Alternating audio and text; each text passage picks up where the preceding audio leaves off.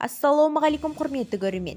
Егер осы турысында толығырақ мәліметке ие болғыңыз келсе, арнамыздағы подписаться және де бір ғана лайк түймелерін басып видеоролигімізді соңына дейін қараңыз. Ал онда біз бастадық. Қазақстанда көп балалы аналарға жеңілдіктер енгізілді. Еңбек және халықты әлеуметтік қорғау министрі Тамара Дүйсенова көп балалы аналарға берілетін жаңашылдықты атады. Министр әлеуметтік кодексінің тұсаукесер кезеңі аналарды марапаттау күзетілетінін атап өтті. Сөзінше, бұл көп балалы аналардың еңбегін және өмір бойы даңқты болуына бірге бермек.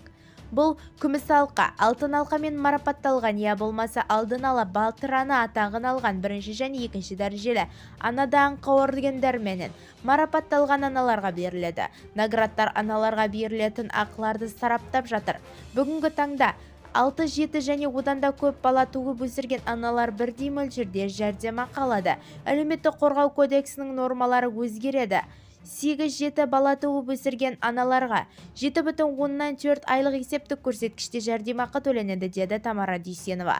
Бұл өзгерістер 90 мыңға жуық анаға тиісті болмақ. Бізді тамашалауды жалғастырыңыз және де жаңалықтарды алғашқылар қатарында біле отырыңыздар.